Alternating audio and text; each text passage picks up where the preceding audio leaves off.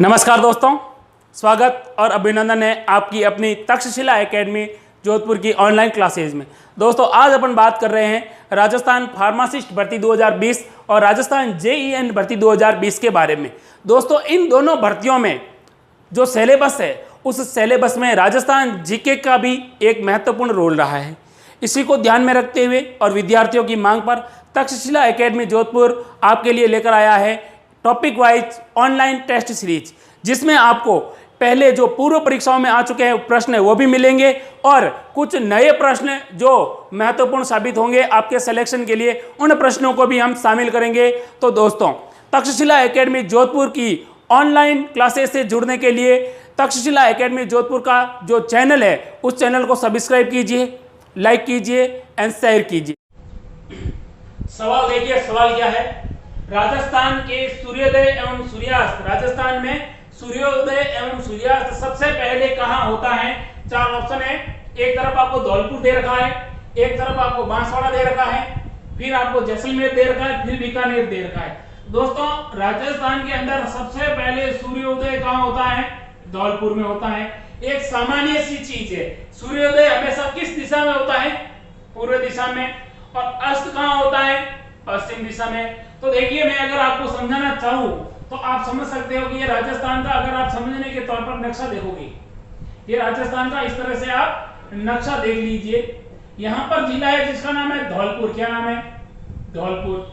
और सूर्योदय सबसे पहले कहाँ होता है? धौलपुर में। तो यहाँ पर सबसे पहले सूर्योदय होगा और यहीं पर सबसे पहले अस्त होगा। अब सूर्य यहाँ से उदय होते होते होते होते यहाँ तक इसकी किरण आएगी, तो यहाँ तक किरण आएगी, इसका मतलब सबसे पहले तो धौलपुर में और सबसे बाद में कहाँ होगा? जैसलमेर में। तो जैसलमेर के अंदर सबसे बाद में सूर्योदय होता है और सबसे बाद में ही क्या होता है? सूर्यास्त। और सबसे पहले सूर्योदय और सूर्यास्त कहाँ होता है? धौलपुर में। यानी सूर्य का उगना और सूर्य का डूबना दोनों सबसे पहले कहां पर होता है? धौलपुर में। अस्त और उदय यानी उदय और अस्त धौलपुर में, सबसे बाद में जैसलमेर में। क्योंकि इन दोनों के बीच में जो टाइम अंतराल है वो लगभग 35 मिनट का है। कितने मिनट का है? 35 मिनट का। जैसलमेर, धौलपुर और जैसलमेर के बीच में समय अंतराल कितना है? 35 मिनट का। तो राजस्थान में सबसे पहले सूर्योदय और सूर्यास्त कहां होता है? धौलपुर के अंदर। नेक्स्ट क्वेश्चन देखिए, राजस्थान की आकृति है, राजस्थान की आकृति है, कैसी आकृति है वो बतानी है। राजस्थान की आकृति 204 ऑप्शन दिए हुए आपके सामने। दे रखा है त्रिभुजा आकार। क्या दे रखा है? त्रिभुजा आकार। फिर क्या दे रखा है? वृत्ताकार। कैसा आकार? वृत्ताकार। फिर क्या दे रखा है? विषम कोणीय चतुर्भुज के समान। दोस्तों ये राजस्थान का नक्शा है। आपको किस एंगल से लगता है कि ये राजस्थान है? वो त्रिभुजाकार है। त्रिभुजा आकार राजस्थान का नक्शा नहीं है। तो फिर राजस्थान का नक्शा कैसा है? दूसरा ऑप्शन है पंचभुज। क्या इसकी कुछ 5 भुजाएं दिख रही है? बिल्कुल नहीं दिख रही है। वृत्ताकार, क्या ये गोल दिख रहा है? नहीं दिख रहा है। लेकिन ये विषम कोण है, देखिए 1 2 3 4, और कैसा दिख रहा है? विषम कोणीय चतुर्भुज के समान। तो राजस्थान की आकृति है वो कैसी है? विषम कोणीय चतुर्भुज के समान। डी ऑप्शन है इसका। नेक्स्ट क्वेश्चन देखिए, राजस्थान का भौगोलिक क्षेत्रफल है, ये जो राजस्थान है इस राजस्थान का भौगोलिक क्षेत्रफल कितना है? चार ऑप्शन है। 3,44,232 वर्ग किलोमीटर, फिर है 3,66,244 किलोमीटर, फिर है 3,42,239 वर्ग किलोमीटर, फिर है 3,43,239। दोस्तों ये जो राजस्थान है इस राजस्थान का अगर क्षेत्रफल की बात करूं, किसकी बात करूं?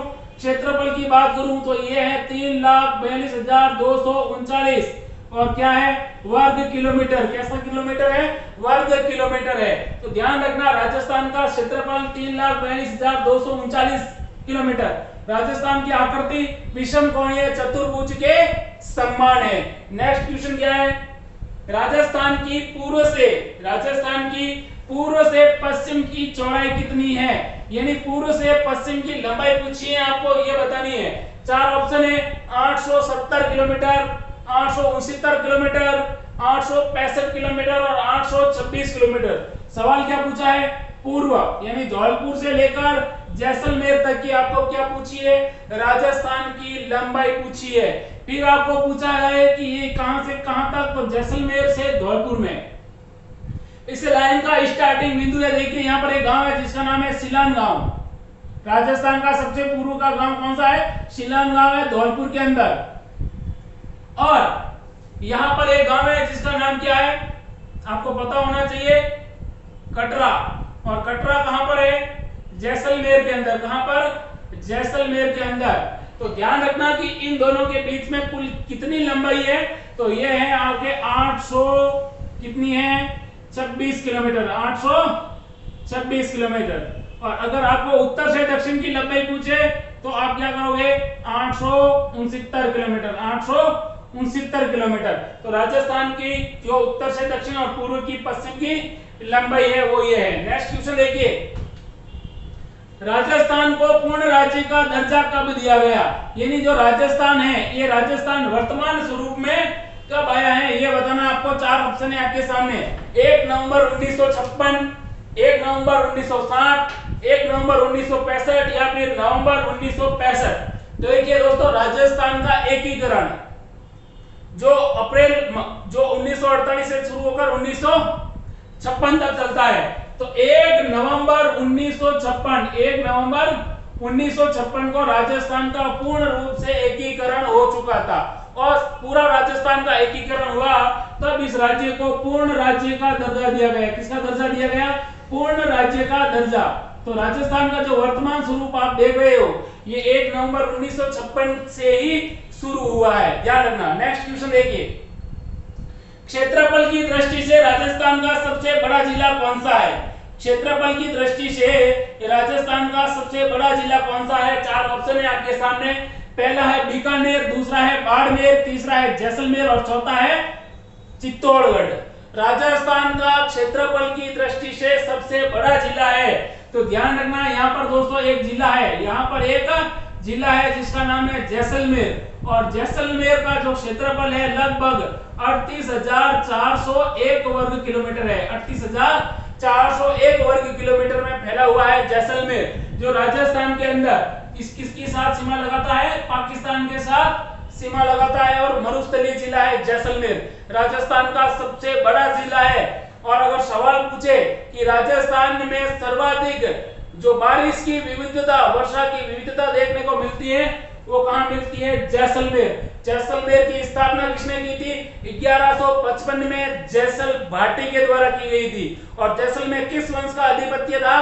तो जैसलमेर के अंदर भाटी वंश का आधिपत्य था। नेक्स्ट क्वेश्चन देखिए, राजस्थान की अंतरराज्यीय सीमा की लंबाई है, राजस्थान की अंतरराज्यीय सीमा की लंबाई है, 4 ऑप्शन दे रखे हैं आपके सामने। 5,920 किलोमीटर, 1,070 किलोमीटर, 4,850 किलोमीटर और फिर दे रखा है 3,840 किलोमीटर।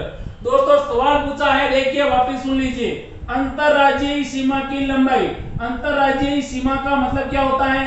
अंतरराज्यीय सीमा, 2 राज्यों के साथ बनने वाली सीमा को अंतरराज्यीय सीमा कहते हैं। तो देखिए यहाँ पर एक राज्य है जिसका नाम है पंजाब, यहाँ पर एक राज्य है हरियाणा, इधर एक राज्य है उत्तर प्रदेश, यहाँ एक राज्य है मध्य प्रदेश और यहाँ पर एक राज्य है जिसका क्या नाम है? गुजरात। तो देखिए राजस्थान की जो सीमा जिन जिन राज्यों के साथ लगती है, उन राज्यों की सीमा को कहा जाता है अंतरराज्यीय सीमा।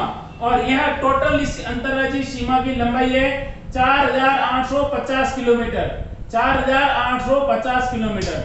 ये राजस्थान की अंतरराज्यीय सीमा की लंबाई है, यहाँ से लेकर यहाँ तक। आप कहोगे कि सर टोटल लंबाई कितनी है? तो देखिए मैं बता देता हूं आपको कि राजस्थान की किस देश के साथ सीमा लगती है? पाकिस्तान के साथ। 2 देशों के साथ जो सीमा होती है उसके साथ, उसको क्या कहते हैं? 2 देशों के साथ लगने वाली सीमा को अंतरराष्ट्रीय सीमा रेखा कहते हैं। और ये अंतरराष्ट्रीय सीमा पाकिस्तान के साथ राजस्थान की लगती है। इस राजस्थान की जो सीमा लगती है पाकिस्तान के साथ, ये है 1,050 किलोमीटर, सॉरी 1,070 किलोमीटर। क्या नाम है? 1,070 किलोमीटर, जिसको कहते हैं रेड क्लिफ। और रेड क्लिफ का मतलब ये होता है कि पाकिस्तान के साथ अंतरराष्ट्रीय सीमा, ध्यान रखना। अगली बात, अब राजस्थान की कुल अंतरराज्यीय सीमा पूछे तो देख लीजिए, 0 का 0, 7 5 कितने होते हैं? 12। 12 का मतलब यहाँ पर कितने रह गए? 2। अस्सी के कितने गए? 1। 8 और 1 9, 4 और 5 9, 4 और 1 5, तो 5,920 तो राजस्थान की कुल अंतरराज्यीय सीमा है। राजस्थान की कुल अंतर्राज्यीय सीमा कुल कितनी है? 5920 किलोमीटर, ध्यान रखना। और अंतर्राज्यीय सीमा है वो कितनी है? 4850 किलोमीटर। और अंतर्राष्ट्रीय सीमा है जिसको रेड क्लिफ कहा जाता है, इसकी लंबाई 1070 किलोमीटर है। नेक्स्ट क्वेश्चन क्या है? क्षेत्रफल की दृष्टि से राजस्थान क्षेत्रफल की दृष्टि से भारत के क्षेत्रफल का कितना प्रतिशत है? अब सवाल यह पूछ दिया है कि राजस्थान का जो क्षेत्रफल है वो क्षेत्रफल भारत का कुल कितना प्रतिशत है। चार ऑप्शन दे रखा है आपको, 12% दे रखा है, 18.6% दे रखा है, फिर आपको दे रखा है 10.41% और फिर 11.60%। दोस्तों ये जो पूरा भारत है देख लेना, यहाँ पर एक छोटा सा नक्शा बना देते हैं समझने के तौर पर। दिमाग में नहीं लेना है कि कौन सा नक्शा सही है या गलत है, नक्शा सही है या गलत है। यहां देख लीजिए वापिस, ये इस तरह का भारत का नक्शा है। इस नक्शे के अंदर आपको बताना है कि जो हमारा राजस्थान है, इस राजस्थान का कुल कितना प्रतिशत है भारत के अंदर। भारत के अंदर राजस्थान का कुल कितना प्रतिशत है? तो राजस्थान यहाँ पर है और राजस्थान है भारत का कुल 10.41%, 10.41% है। इसका मतलब है कि राजस्थान पूरे भारत का कुल कितना प्रतिशत है? 10.41% है। और इस 10.41% पर राजस्थान का ये हिस्सा माना जाता है भारत का। नेक्स्ट क्वेश्चन देखिए, मरुस्थल का प्रवेश द्वार किसे कहा जाता है?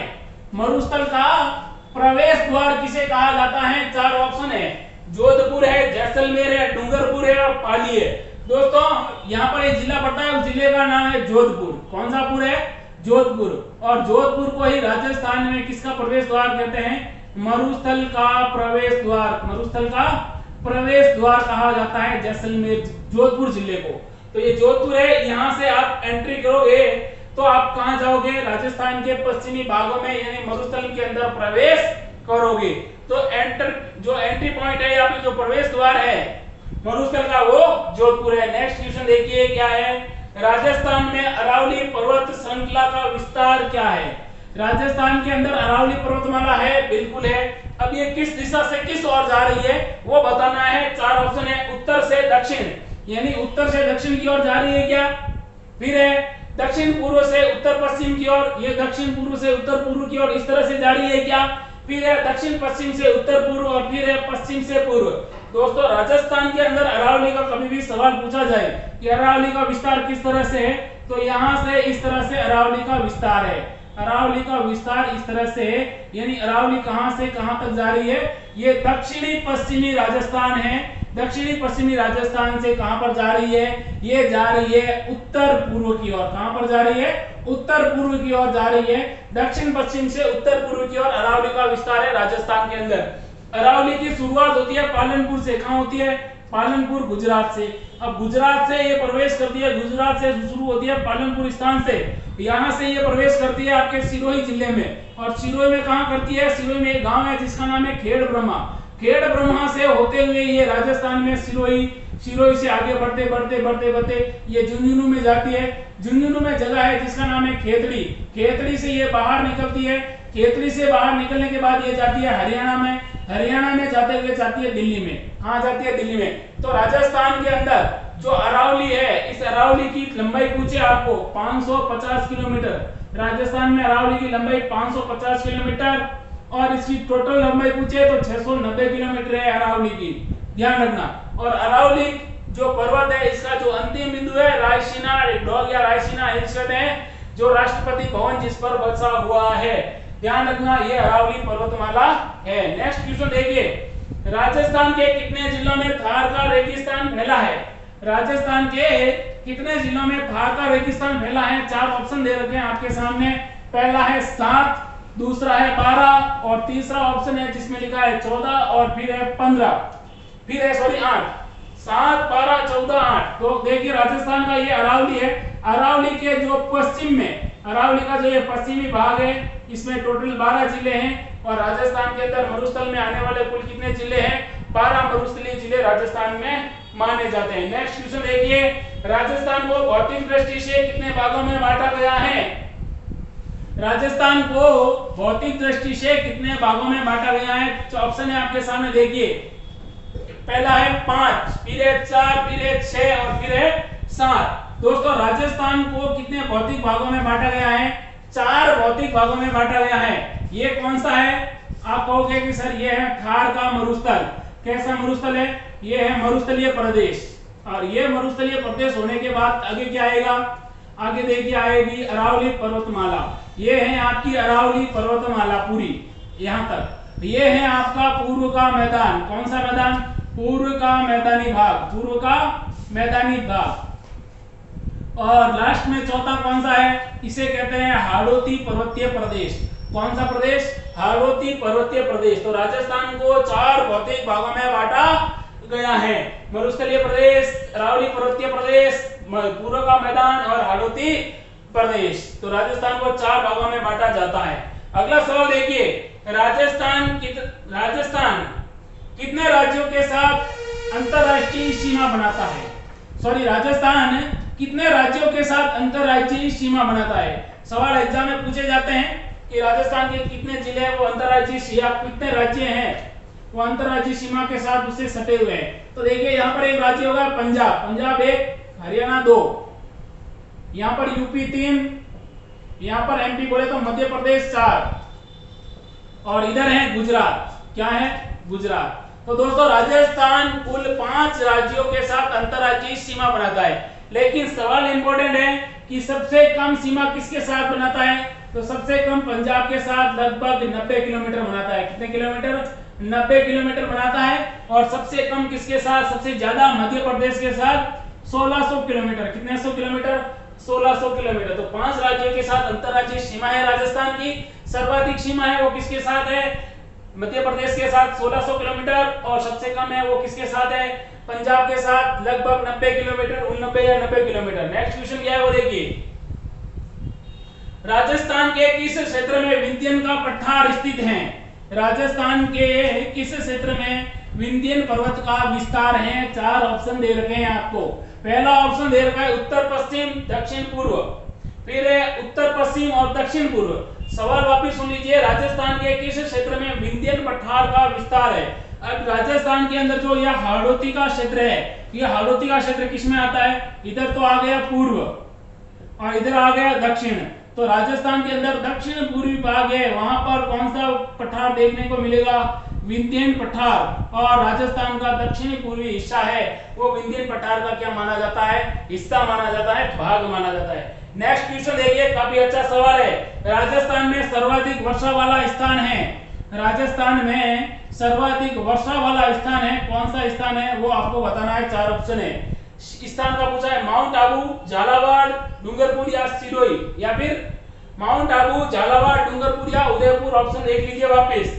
राजस्थान में सर्वाधिक बारिश होती है इस स्थान पर। यहाँ पर एक जिला है सिरोही, सिरोही में एक जगह है माउंट आबू। तो स्थान का पूछे तो माउंट आबू, और अगर जिले का पूछे तो करना है आपको झालावाड़। राजस्थान में सारी सर्वाधिक बारिश कहाँ पर होती है? झालावाड़ में। और सबसे कम बारिश कहाँ होती है? ध्यान रखना। तो सबसे कम बारिश किस स्थान पर होती है? जोधपुर के अंदर एक जगह है जिसका नाम है फलोदी। सर्वाधिक किस स्थान पर बारिश? माउंट आबू। सबसे कम कहां पर? फलोदी, जोधपुर। सबसे ज्यादा बारिश किस जिले में? झालावाड़ में। और सबसे कम बारिश कहां पर होती है राजस्थान में? चूरू जिले में। किस जिले में होती है? चूरू जिले में। जैसलमेर जिले में, सॉरी, सबसे कम बारिश होती है वो जैसलमेर जिले में। और राजस्थान का सबसे गर्म जिला कौन सा है? चूरू। चूरू राजस्थान का सबसे गर्म भी है और ठंडा भी है, गर्म और ठंडा।